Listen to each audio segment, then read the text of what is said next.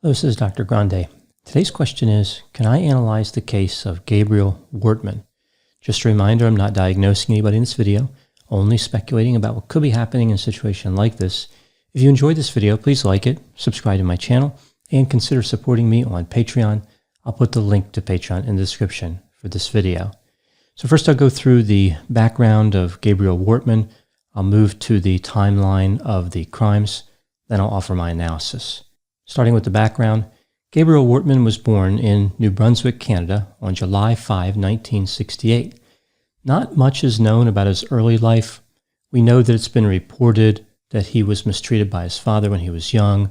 His father was described as a chronic petty thief who was manipulative. Wortman was described as different. He was bullied by his classmates, often being the target of jokes. Wortman graduated from high school, where he expressed an interest in being a police officer someday. After high school, he went to college. As an adult, he accumulated substantial wealth. He would eventually own over $2 million worth of real estate in Canada, and he operated 2 clinics where he made dentures. He had a girlfriend who lived with him in Portapique, Nova Scotia. Technically, they had a common law marriage, but apparently he referred to her as his girlfriend. In 2002, he pleaded guilty to assault, was ordered to participate in anger management counseling, and was prohibited from possessing firearms. In 2004, a friend of his was about to lose his house due to financial problems. Wortman took over ownership of the house, evicted his friend, then sold the property. This would result in a lawsuit. Another incident in 2015 would also result in a lawsuit.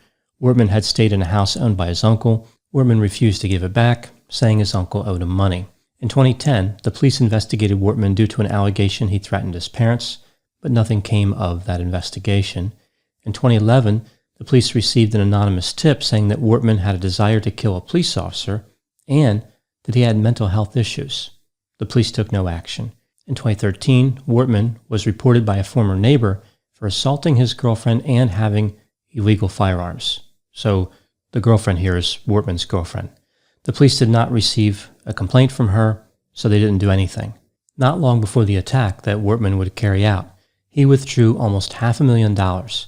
It appears as though he was becoming paranoid that the government was going to take his money. Now moving to the attack, the timeline of the crimes.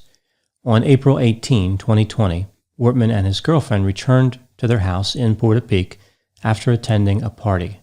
The couple was celebrating their anniversary. This was not long before 10 p.m. They had been arguing since the party. Wortman attacked his wife and handcuffed her. Eventually, he locked her inside of one of his retired police vehicles. So he had a number of vehicles that were retired from the police. I'll talk about that in a moment. If he had told her their anniversary would be unforgettable, he wouldn't have been lying. Wortman set fire to his house and loaded firearms into the vehicle. He returned to the party and killed 7 people. During that attack, his girlfriend was able to escape. A few minutes later, Wortman returned to his house and shot and killed a woman who lived across the street. She had come outside to investigate. 2 of Wortman's neighbors drove to his house to see what was going on. After realizing his house was on fire, they started driving away from his house. This is when they encountered Wortman sitting in that retired police vehicle. He shot at them, striking one of them in the shoulder. Wortman continued shooting people. By the time the police arrived, he had killed 13 people and set 3 houses on fire. Wortman was able to escape the neighborhood by driving through a blueberry field. The police believed there was only one way in and out of the neighborhood. They didn't know about the blueberry field, so they didn't know to block it. It's not clear exactly when, but at some point, Wortman dressed as an RCMP officer, Royal Canadian Mounted Police. And of course, he was driving a retired police vehicle, which looked like it was in service. Wortman would spend the night behind a welding shop about 16 miles east of Portapique. He drove to a house in Wentworth, arriving there at about 6:30 a.m. He killed the 2 occupants of that house and their 2 dogs. About 3 hours later, he set fire to the house and killed a neighbor who saw the fire and tried to offer assistance. As he was driving out of the area, he would shoot and kill another victim who was walking on the side of the road. At 9:45 a.m., he arrived at another house and tried to gain entry by impersonating a police officer. The occupants recognized him because they knew him. they would not let him enter the house. Wortman then shot and killed 2 more victims.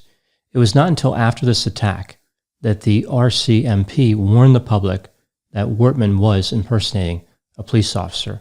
Wortman pulled alongside a police cruiser and fired at the driver. The officer was injured, but would survive. Wortman then drove about 3/10 of a mile before ramming his vehicle into a police vehicle head-on. Wortman and the officer of the vehicle he struck would exchange fire. Wortman shot and killed her, took her weapon, and set both vehicles on fire. A motorist had stopped to assist the officer. Wortman shot them and took their SUV, a Chevrolet Tracker. This was at about 11 a.m. The police were aware of this vehicle switch, so they knew that Wortman moved from the retired police cruiser to the Chevrolet Tracker. He then drove to the house of a woman he knew, killed her, changed his clothes, and took her vehicle, a Mazda 3. The police were not aware of this vehicle switch. At 11:26 a.m., Wortman stopped at a service area in Enfield. 2 police officers were also there to refuel. They just happened to park next to the Mazda 3. One of the officers recognized Wortman after seeing he had a wound on his forehead. Wortman produced the firearm he had just stolen from the other police officer, and the officers at this service station shot him. He would not survive. Now moving to my analysis. Let's take a look at some of Wortman's characteristics. Various people who knew him described him as controlling, manipulative, and a career criminal. Wortman wasn't particularly popular with his neighbors. One said that he consumed too much alcohol. Another said that they believed he was stockpiling propane tanks and gasoline, and they heard him brag about having the ability to dispose of bodies with acid. Some people have called these red flags. I think this is a little bit beyond red flags. I think Wortman's house is where red flags went to be trained as extremists, like advanced red flag training. Interestingly, other people saw something different when they looked at Wortman, describing him as gentle, quiet, easy to talk to, normal, nice, and someone who joked around a bit. Wortman had a particular dislike for police officers, but also wanted to be one, as I mentioned before. He bought old police cars and fixed them up, including having decals made for them. Also, he bought law enforcement memorabilia. One witness said that Wortman would dress up in a police uniform and conduct role plays. Wortman's attack had elements of spontaneity as well as premeditation. It seemed like he decided to carry out the attack because he was angry, but at the same time, he was ready for such an attack. He had collected a number of firearms, had stockpiled ammunition, he had the police uniform, and of course the retired police vehicles.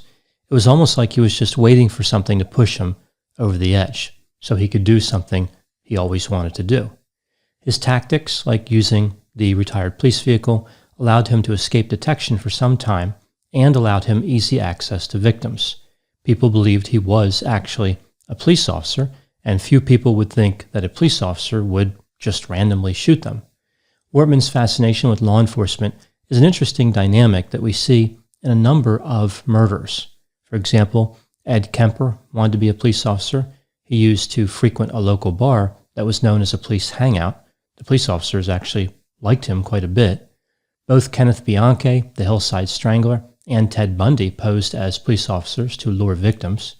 Joseph DeAngelo, the Golden State Killer, was employed as a police officer in the mid to late 1970s, and Stephanie Lazarus and Drew Peterson were both police officers. Many police officers have subclinical psychopathy. A typical personality profile for a police officer is low openness to experience, so they have traditional values and aren't particularly creative, mid-range conscientiousness, high extroversion, so sensation-seeking and assertive, low agreeableness, so competitive and they don't tend to trust people, and low neuroticism. They can stay calm under pressure. Now, subclinical psychopathy isn't necessarily bad or good. It just is what it is. It's a level of certain traits. It's considered somewhat necessary for certain positions like being a police officer, firefighter, soldier, skydiver, surgeon. A lot of people in those careers benefit from the subclinical psychopathic traits. Now, when somebody has more pronounced psychopathic traits, like those associated with psychopathology, They could be interested in law enforcement for the same reasons as those with subclinical psychopathy, like excitement seeking and having authority. When people are too psychopathic to be functional as a police officer, they are often detected in the hiring process, or they commit crimes before they attempt to become a police officer and are permanently excluded from that type of work. These wannabe cops become fixated on what they think they deserve. They feel cheated out of a job that they would have loved and a job that would let them dominate people. The problem with the tendency to become fixated is that there is no substitute for the object of the fixation. There are plenty of jobs that are exciting that are not related to law enforcement, but these individuals start to maintain a singular focus. They can't see any other career path that would lead to fulfillment. This sense of loss and being cheated leads to resentment of all police officers and anyone who supports the police.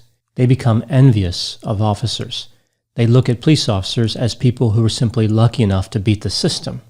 They believe the officers are inherently criminal, just like they are.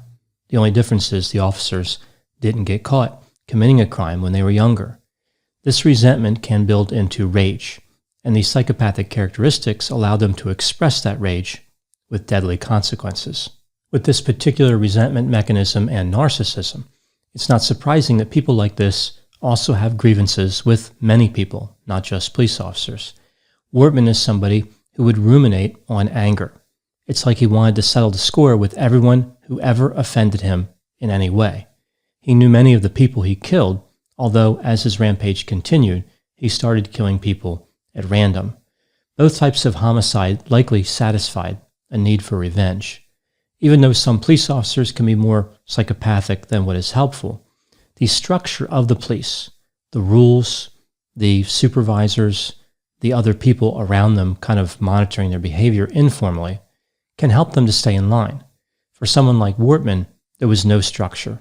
There was nobody to rein in his more extreme behavior.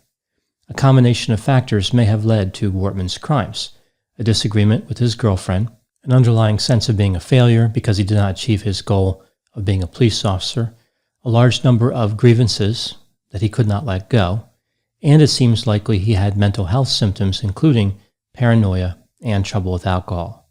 These factors combined and allowed him to release all of his rage at one time. Are there any lessons that can be learned from this case?